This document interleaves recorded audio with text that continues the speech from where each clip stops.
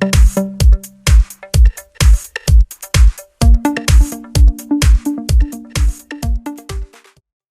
I have Honor 8X, and let me show you how to reset network settings on the following device. So at the very beginning, let's start by using your home screen. Find and select the settings. Here you need to scroll down and let's choose System. So here let's find and select Reset and tap Reset Network Settings right here, the second option.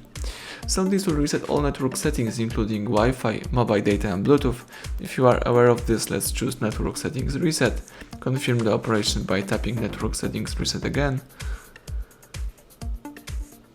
And that's it, network settings have been reset. You can go back and start using your device in a normal way. So thank you for watching, please subscribe our channel, leave thumbs up under the video.